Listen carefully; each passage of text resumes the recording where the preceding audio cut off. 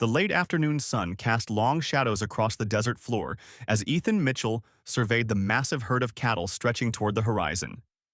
3,000 head of longhorns kicked up dust that painted the Arizona sky in hues of amber and gold. 20 years of driving cattle had etched deep lines in Ethan's weathered face, but nothing had prepared him for the challenge that lay ahead. This drive to Kansas would either make his fortune or destroy everything he'd built. Benjamin Turner, Ethan's right-hand man for the past decade, rode up alongside him on a dappled mare. "Boss, Jacob spotted something strange with some of the cattle on the eastern edge. Says their eyes look wrong. Might be worth checking before we bed them down for the night." The worry in Benjamin's voice made Ethan's stomach tighten. They were still 2 days out from Flagstaff, where they planned to rest and resupply before the long push north. The drive had started 3 weeks ago outside Yuma, where Ethan had assembled the herd from various ranchers desperate to get their cattle to market before winter. Among them was Alexander Phillips, a shrewd businessman who'd practically forced Ethan to take his cattle at a suspiciously low price. Now, as Ethan remembered Phillips' eager insistence, a cold tendril of doubt crept up his spine. The signs had been subtle at first, a few cattle stumbling, others developing a glassy look in their eyes. Ethan had dismissed it as trail fatigue, but deep down he knew better. He'd heard whispers of a new disease spreading through Texas herds, something that could wipe out entire stockyards. If Phillips had knowingly sold him infected cattle, the implications were staggering. This wasn't just about money anymore. It was about preventing a catastrophe that could destroy the livelihood of every rancher from Arizona to Kansas. Helen Roberts, the camp cook and unofficial medic, had been watching the herd with increasing concern. A widow who'd learned cattle medicine from her late husband, she possessed knowledge that could prove invaluable. "Those cattle ain't right, Ethan," she'd told him that morning, her gray eyes serious beneath the brim of her hat. "I've seen something like this before back in '72. Didn't end well." As the sun dipped below the western horizon, Ethan gathered his crew around the campfire. Benjamin sat to his right, while Jacob Perez, their best scout, crouched nearby, his dark eyes reflecting the flames. Noah Turner, Benjamin's younger brother and the newest member of the crew, listened intently as Ethan laid out their situation.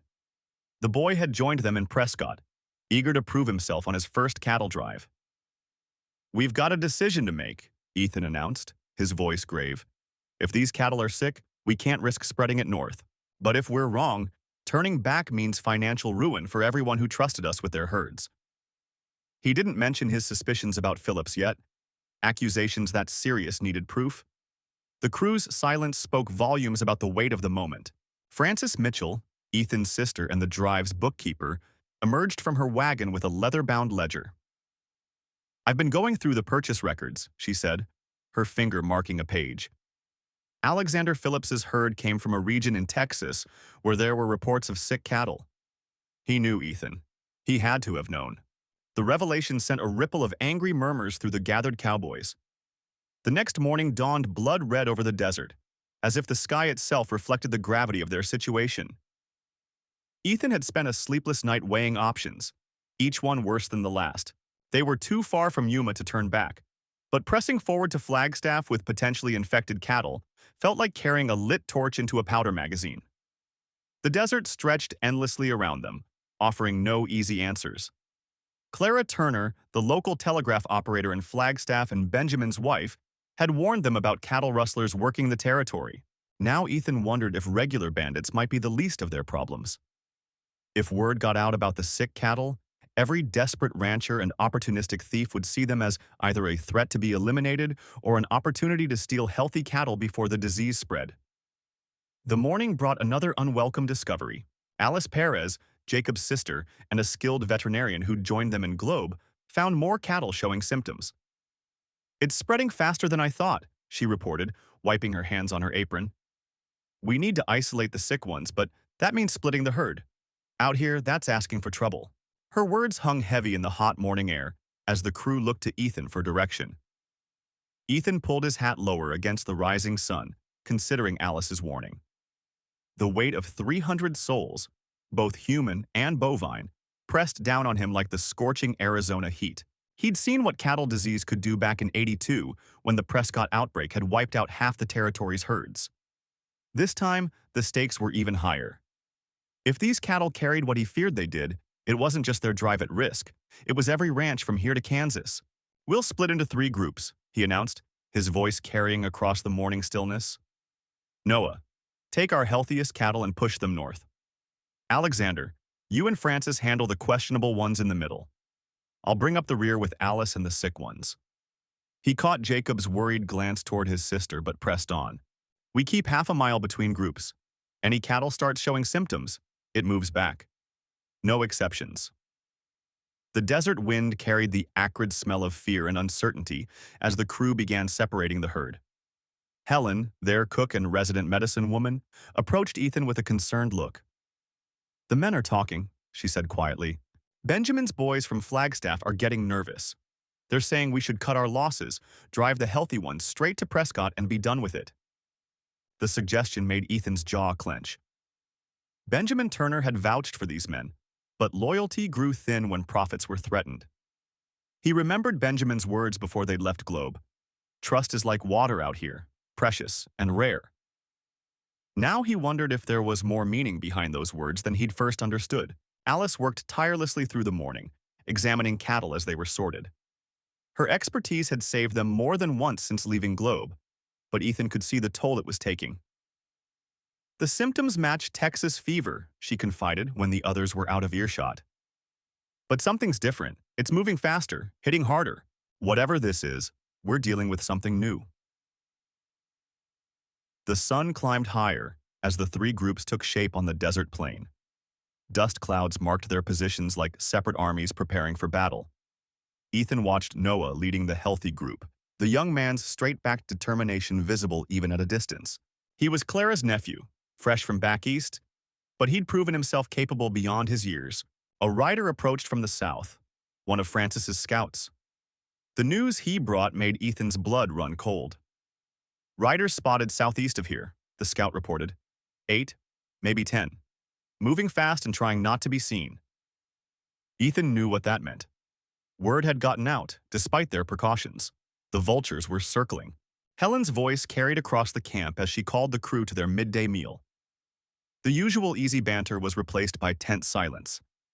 Ethan caught Alexander watching the southern horizon, his hand never far from his rifle. The old rancher had survived 3 decades in this unforgiving territory by trusting his instincts, and right now, those instincts were screaming danger. Anna, their youngest hand and the only one who could match Alice's way with animals, approached Ethan with a water skin. "We're running low," she reported. "The next water's 10 miles north, but there's no guarantee it hasn't dried up since the last rains." The unspoken question hung between them. How could they keep 3 separated herds watered in this merciless country? As the afternoon wore on, Ethan wrote a message to Clara in his head. He needed information about those riders, about any rumors spreading through Flagstaff's telegraph office. But sending a rider to town would only confirm the suspicions already brewing. They were alone out here, trying to contain a disaster that threatened to spiral beyond their control. The setting sun painted the desert in shades of blood and gold. Ethan watched his fragmented herd spread across the landscape, each group maintaining its careful distance.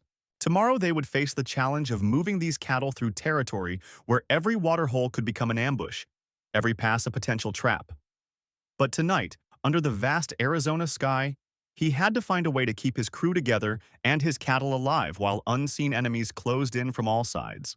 The first stars began to pierce the darkening sky as Ethan made his rounds between the 3 separated herds. His most experienced hands, Benjamin and Jacob, commanded the other 2 groups, but even their proven leadership couldn't ease the knot in his gut. The infected cattle in the northern group might already have spread their sickness before he'd noticed the first symptoms. Every hour they delayed increased the risk of discovery, but moving too quickly could scatter the herds across half of Arizona territory. A lone coyote's howl echoed across the desert, and Ethan's horse shifted nervously beneath him. The animal's instincts matched his own growing unease. He'd spotted dust clouds to the west that afternoon, too organized to be wild mustangs, too cautious to be ordinary travelers. Someone was watching them, waiting for a mistake. The rustlers had to know they'd split the herd, but did they understand why? One witness reaching Flagstaff with news of the disease could destroy everything he'd built. Alexander rode up from the southern herd, his young face etched with concern in the fading light. Boss, we've got trouble brewing. Some of the men are talking about that bonus you promised in Yuma. They're saying 3 herds mean triple the work, but the pay hasn't changed. He paused, choosing his words carefully. The scorching Arizona sun beat down mercilessly as Ethan Mitchell surveyed his troubled cattle drive from atop his dun stallion. 2 weeks had passed since discovering the telltale signs of Texas fever in some of his best steers, and the weight of his secret grew heavier with each passing mile. His trusted foreman Benjamin Turner rode up beside him, dust coating his weathered face. "Boss, we got movement on the eastern ridge. Could be them Perez boys again." Alexander Perez and his gang of rustlers had been shadowing the herd for 3 days, picking off stragglers when they could. But Ethan knew the real threat wasn't the bandits. It was the spreading sickness that could destroy every ranch from here to Kansas if word got out.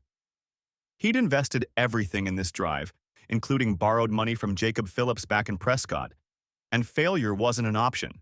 The vast desert stretched endlessly toward Flagstaff, their next major stop. The infected cattle needed to be quietly culled before reaching town, but doing so would raise questions among the crew. Ethan had already noticed Noah Roberts, his young wrangler, watching the sick animals with suspicious eyes. The boy had worked cattle drives since he was 12 and knew the signs too well to be fooled for long. Frances Turner, Benjamin's wife and the drive's cook, had been making medicines from desert plants to treat what she thought was simple exhaustion in the herd. Her dedication only added to Ethan's guilt. She'd followed her husband on this drive, hoping to earn enough to buy land of their own, not knowing she was helping conceal a disaster that could ruin them all. The sun was setting when Clara Phillips rode in from Flagstaff with news that turned Ethan's blood cold. Her father Jacob had telegraphed ahead to every railhead, warning them about possible Texas fever in the Mitchell herd. She defied him to warn Ethan, but the damage was done. By morning, word would spread through every ranch and trading post for hundreds of miles. That night, as the crew gathered around Frances's cook fire, Ethan noticed the way Alexander Perez's gang had positioned themselves on the surrounding ridges. They weren't just waiting to steal cattle. They were waiting for news of the sickness to spread. Knowing it would throw the drive into chaos, Ethan's hand instinctively moved to his rifle as he counted the distant campfires. Benjamin approached Ethan after the others had turned in, his face grave in the dying firelight. "Helen Roberts rode through today while you were checking the north pasture. Says her brother Noah's been writing to Jacob Phillips about the sick cattle. The boy's been playing both sides, boss." The betrayal stung, but Ethan had bigger concerns. If Phillips was spreading word about the fever, he was after more than just his money back. Dawn revealed tracks of cattle moved in the night. Not stolen, but deliberately separated and driven toward Yuma. Noah Roberts was missing, along with 3 other hands. They'd taken the infected animals, but not to destroy them. The tracks told a darker story. They were driving them toward Phillips's main holdings near Globe, planning to spread the fever to his herds as revenge for his interference. The desert wind carried the sound of distant gunfire as Ethan and Benjamin rode hard after the splinter group. Clara Phillips caught up with them near a narrow canyon, her horse lathered with sweat. "My father's men are coming from Globe," she warned. "He means to quarantine your entire herd, Ethan. He's calling in favors from every ranch owner between here and Prescott. You'll be ruined." The morning stretched into a brutal game of cat and mouse through the twisting canyons. Noah Roberts and his conspirators were driving the infected cattle hard, leaving clear signs they were headed for Phillips's ranch. But Ethan had grown up in these lands. He knew they were really circling back toward the main herd, planning to reunite the sick cattle with the healthy ones before disappearing with their blood money. Anna Turner, Frances's young daughter who served as a scout, spotted the Perez gang moving to intercept Noah's group. The rustlers had figured out the value of infected cattle as a weapon. With such cattle, they could hold entire ranches hostage, demanding payment to keep the fever away from their herds. The realization hit Ethan like a physical blow. This had never been about simple revenge. The desert erupted in violence as 3 groups converged in a narrow valley: Noah's conspirators, the Perez gang, and Ethan's loyal hands. But the real battle wasn't for the cattle. Hidden in Noah's saddlebags was proof that Jacob Phillips had orchestrated everything, from introducing the fever to Ethan's herd to hiring the Perez gang. He'd meant to destroy more than just one cattle drive. He was aiming to control the entire territory through fear of infection. As shots echoed off the canyon walls, Ethan found himself fighting alongside Clara Phillips against her own father's schemes. The infected cattle, wild with fear from the gunfire, began to stampede through the crossfire. In the chaos, Ethan caught a glimpse of Alexander Perez trying to scatter the sick animals toward the main trail to Prescott. The entire territory's cattle industry hung by a thread, and only a handful of people knew the full stakes of this battle. The stampeding cattle thundered through the valley, their hooves kicking up clouds of red dust that mixed with gun smoke. Ethan's mind raced faster than the herd. If even one infected animal made it to the main trail, the disease could spread across 3 territories. He spurred his horse after Alexander Perez, leaving Clara to handle the firefight with Noah's turncoats. The canyon walls seemed to close in, creating a natural funnel that would either contain the cattle or turn them into an unstoppable force. Through the chaos, Benjamin appeared on the ridge above, having circled around with a group of loyal hands. They began dropping rocks and firing shots ahead of the scattered cattle, trying to turn the herd back on itself. The strategy was dangerous. One wrong move could send the animals crashing into the canyon walls, or worse, cause them to trample the riders below. But it was their only chance to prevent Alexander from using the infected animals as a weapon. The desert air grew thick with dust and desperation as Ethan closed the gap with Alexander. The Mexican rustler was more than just a bandit. He was Jacob Phillips's insurance policy, meant to ensure the disease spread even if the initial plan failed. Through the red haze, Ethan caught glimpses of Alexander cutting out specific cattle, the ones Noah had marked as infected. The bastard knew exactly which ones could cause the most damage. Clara's voice carried over the thunder of hooves, warning of more riders approaching from the south. Through his spyglass, Ethan spotted the dust cloud of an approaching posse from Globe. They'd have no way of knowing the true stakes. To them, this would look like a simple rustling operation.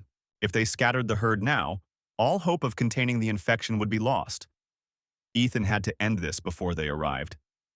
The canyon opened into a broader valley where ancient flash floods had carved deep arroyos into the earth. Alexander was driving the infected cattle toward these natural paths, routes that would eventually lead to every major water source between here and Prescott. The cunning of Jacob's plan became clear. He wasn't just trying to destroy one herd or one drive. He was aiming to poison the very lifeblood of the territory's cattle industry. Benjamin's men managed to split the herd, containing most of the healthy cattle in a natural bowl formed by the landscape. But Alexander had what he wanted: a dozen infected animals and a clear path to the water sources. Ethan drove his horse harder, knowing every second brought them closer to disaster.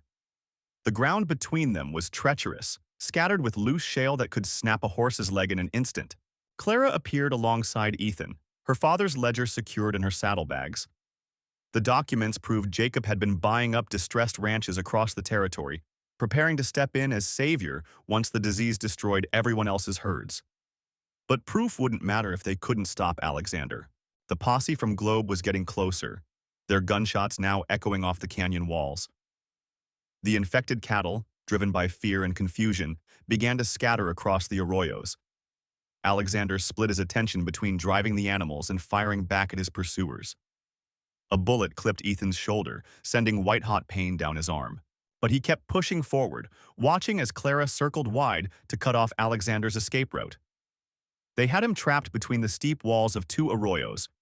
Now they just had to stop him before he could release the infected cattle into the watershed. The sun hung low on the horizon, casting long shadows that made the terrain even more treacherous. Benjamin's voice carried down from the ridge, warning that Noah's remaining men were regrouping for another attack.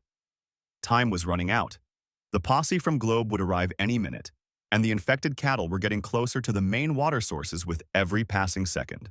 Ethan knew he had to make a choice: pursue Alexander or contain the cattle. Either decision could mean disaster. Clara made the choice for him, breaking away to head off the infected animals while shouting for Ethan to deal with Alexander. The trust in her voice cut deeper than any bullet could. Here was the daughter of the man who'd orchestrated this whole scheme, risking everything to help him save not just his herd, but the entire territory's future. The weight of that trust drove Ethan forward as he closed the final distance to Alexander, both men knowing that only one of them would ride away from this confrontation. The dust-laden wind whipped across the desert as Ethan Mitchell stood atop Mesa Ridge, his weathered face grimacing at the sight below. His entire herd, Nearly 2,000 head of cattle lay scattered across the valley floor like discarded coins, many showing the telltale signs of the mysterious illness that had already claimed dozens. The morning sun cast long shadows across their prone forms, some still breathing, others already still. His trail boss, Benjamin Turner, approached on horseback, the man's usual stoic demeanor cracked with worry. "Found 3 more dead this morning, boss," Benjamin reported, removing his hat to wipe his brow. "And that Mitchell boy we caught trying to run off. He's talking. Says he knows who poisoned the water holes." The news hit Ethan like a physical blow. He'd suspected sabotage, but confirmation made his blood run cold. The cattle drive to Prescott had already cost him dearly, but learning someone had deliberately caused this catastrophe ignited a fury he hadn't felt since losing his wife Helen to fever years ago. The devastating truth emerged piece by piece throughout that scorching afternoon. Jacob Phillips, a wealthy rancher from Yuma, had orchestrated the entire scheme. He'd hired men to contaminate water sources along the drive route with diseased cattle remains, hoping to not only ruin Ethan's drive but also destroy his reputation. The motivation was clear. Phillips wanted to corner the beef market by eliminating competition, and Ethan's successful operation stood in his way. Frances Turner, Benjamin's wife and the drive's cook, had noticed something amiss weeks earlier when strange men were spotted near their water sources. She'd reported it to Alexander Roberts, their scout, but he'd dismissed her concerns. Now Ethan wondered if Roberts had been in Phillips' pocket all along. The thought of betrayal from within his own crew twisted in his gut like a rusty knife. The situation in Globe had become dire. Word of the sick cattle had spread, and the town's merchants were refusing to deal with any ranchers, fearing contamination. Clara Perez, the local doctor's wife, had been secretly treating some of Ethan's infected cattle with an experimental medicine, but her supplies were running dangerously low. The town's fear was quickly turning to anger, and Ethan knew they needed to act fast. Noah Phillips, Jacob's younger brother and the local banker, had been mysteriously absent from town meetings discussing the crisis. When Ethan's men finally tracked him down, they found evidence linking him to massive land purchases along the drive routes, property that would become worthless if word of the disease spread. The conspiracy ran deeper than anyone had imagined. In the dead of night, Ethan and Benjamin led a small group to Phillips' ranch outside Flagstaff. They discovered detailed maps marking contaminated water holes and ledgers showing payments to various conspirators, including Alexander Roberts. The betrayal was confirmed when they found Roberts himself there, accepting his latest payment. The ensuing confrontation left Roberts dead and Noah Phillips in custody. Alice Turner, Benjamin's daughter, proved instrumental in unraveling the final threads of the plot. Working as a telegraph operator in Prescott, she'd intercepted messages between the Phillips brothers discussing their scheme. More importantly, she'd found evidence that they'd been testing the disease on their own small herd first, documenting the effects and developing a cure they planned to sell at extortionate prices once the epidemic spread. The confrontation with Jacob Phillips came at dawn on the outskirts of Yuma. He'd barricaded himself in his ranch house, surrounded by hired guns. What followed was not the typical shootout of legend, but a methodical siege that lasted 3 days. Ethan's men cut off water supplies and waited while the desert sun did its work. One by one, Phillips' men surrendered, until only the mastermind remained. When Phillips finally emerged, he carried something unexpected: a leather-bound journal containing the formula for both the poison he'd used and its antidote. He offered it in exchange for his freedom, but Ethan had other plans. The man's scheme had already killed dozens of innocent animals and threatened to destroy the livelihoods of countless families. Justice would be served through the courts, not frontier law. The aftermath brought unexpected changes to the territory. Clara Perez's treatments, combined with the antidote from Phillips's journal, saved many of the infected cattle. The experience led to new regulations about water rights and cattle health inspections. Ethan's drive resumed, though the herd was smaller, and he established strict protocols for water testing that would later become standard practice throughout the territory. The truth about the Phillips brothers' conspiracy shocked the territory. Their scheme had involved not just cattle poisoning, but land fraud, bribery, and attempted murder. The trial in Prescott lasted weeks, with Alice Turner's telegrams providing crucial evidence. The verdict brought justice, but Ethan found no satisfaction in it. only a weary determination to prevent such schemes from threatening the industry again. The summer heat bore down mercilessly as Ethan stood at the edge of his rebuilt herd near Globe, watching dust devils dance across the parched landscape. The cattle that remained were healthy now, but the memory of those lost weighed heavily on his mind. Clara's medical knowledge had proven invaluable, and she'd stayed on as the drive's official doctor, implementing new protocols that other trail bosses were already beginning to adopt. In the distance, the San Carlos Apache Reservation sprawled beneath towering mesas. Ethan had formed an unexpected alliance with their chief after discovering that the Phillips brothers had also poisoned their water sources. The tribe's trackers had helped identify contaminated springs throughout the territory, marking them with warning signs in multiple languages. This cooperation led to a formal agreement between Cattleman and the Apache, establishing safe passage corridors for future drives. Alice Turner's network of telegraph operators had expanded, creating an early warning system for cattle disease outbreaks. Her dedication to modernizing communication in the territory earned her a position on the newly formed Territorial Cattle Health Commission in Prescott.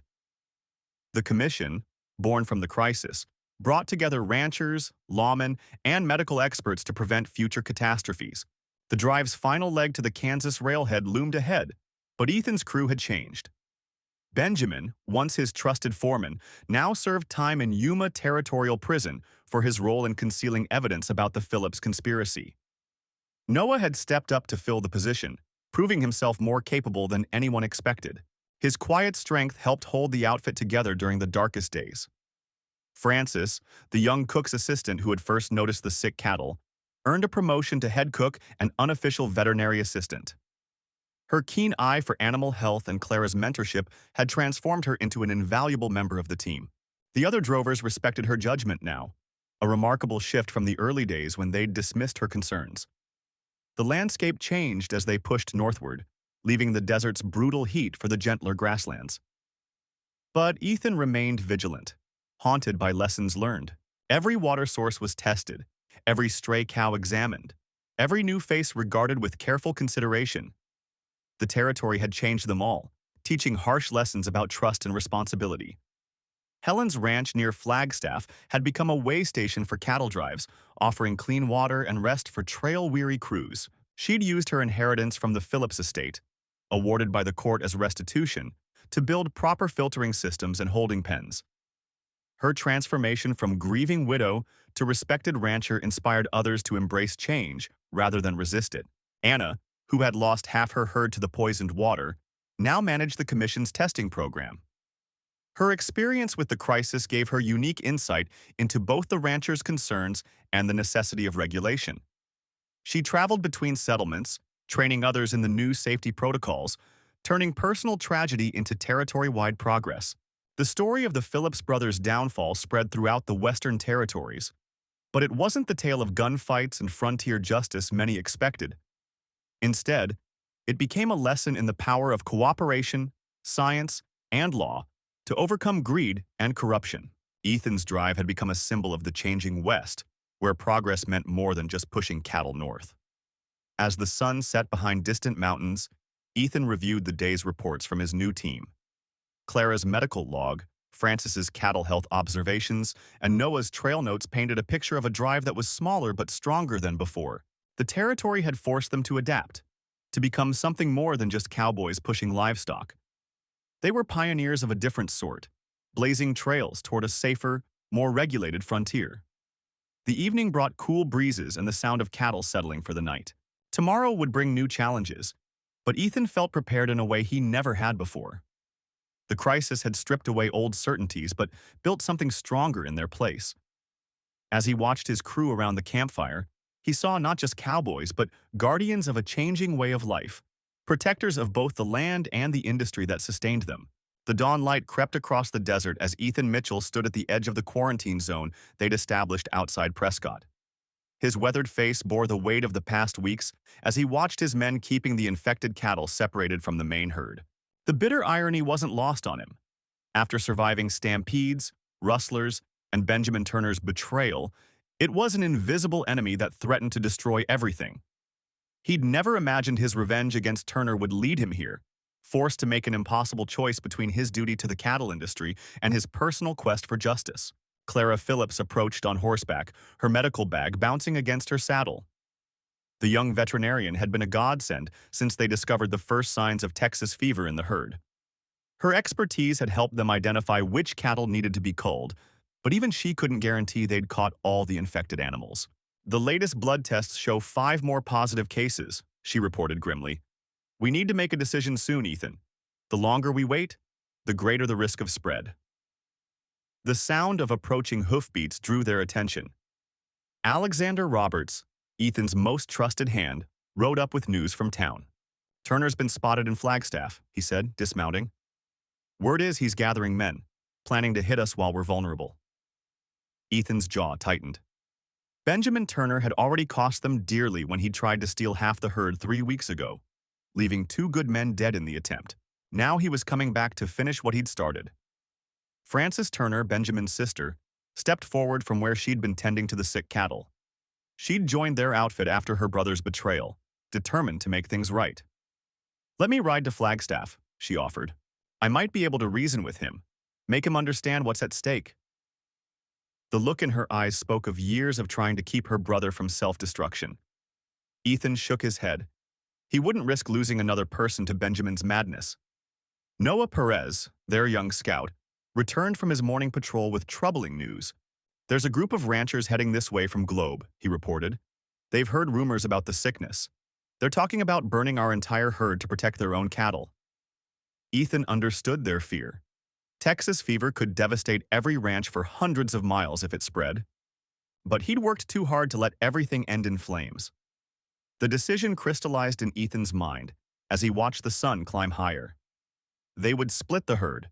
The healthy cattle would continue north under Alexander's leadership, while Ethan would stay behind with a smaller crew to deal with the infected animals. And Turner.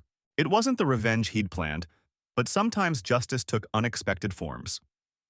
Clara agreed to remain with him, her medical knowledge essential to containing the outbreak.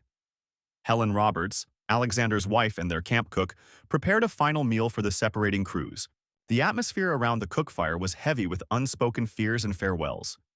Jacob Phillips, their youngest hand, played a soft tune on his harmonica, an old song about home that made even the hardened cowboys grow quiet. They all knew that after tonight, nothing would be the same. As the main herd moved out at first light, Ethan watched them disappear into the desert haze. Frances had convinced him to let her ride with Alexander's group, not toward Flagstaff as she'd initially requested, but north where she'd be safe from her brother's influence. Clara worked beside him, helping tag the remaining cattle for monitoring. They had transformed their camp into a makeshift quarantine station, using techniques Clara had learned during her medical studies. The confrontation with Turner came 3 days later, but not as anyone expected. He arrived alone, his face gaunt and his horse stumbling. "I've got it too," he rasped, nearly falling from his saddle. "The fever." Clara's examination confirmed it. He'd contracted a human variant of the disease, likely from handling infected cattle he'd stolen. In his delirium, he revealed how he'd been the one to introduce the sick animals into Ethan's herd, hoping to profit from the chaos. Justice came not from Ethan's gun but from nature itself. Benjamin Turner died under Clara's care, his last words a confused apology to his sister. Ethan found a strange peace in it. His need for revenge dissolved in the face of a greater purpose. Together with Clara, he developed new protocols for identifying and containing the disease, their work saving countless herds across the territory. The quarantine station outside Prescott became a center for veterinary research, turning a tale of vengeance into one of redemption and progress. Anna Mitchell, Ethan's estranged wife, arrived from Yuma as summer turned to fall. She found a changed man, not the revenge-driven husband who'd left to pursue Turner, but someone who'd found a different kind of strength. Together with Clara, who'd become much more than just their veterinarian, they built something new from the ashes of that troubled cattle drive. The desert frontier had taught them all that survival sometimes meant letting go of old wounds to fight new battles. The story of that fateful drive became legend in the territory, but not for the reasons anyone expected.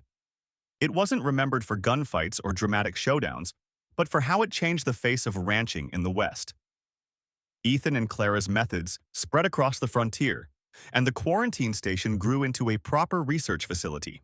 Francis returned eventually, helping other families torn apart by violence find better ways forward. The desert that had once seemed empty became fertile ground for a different kind of future. In the years that followed, the quarantine station outside Prescott became a beacon of progress, drawing ranchers and veterinarians from across the territory. Ethan and Clara's partnership blossomed into both a professional legacy and a deep personal bond, their shared vision transforming how cattle diseases were managed across the frontier. The old guard initially resisted their methods, but the results spoke for themselves as herd losses dropped and healthier cattle commanded better prices at the railheads. Frances found her own path, establishing a sanctuary in Globe for families affected by range violence.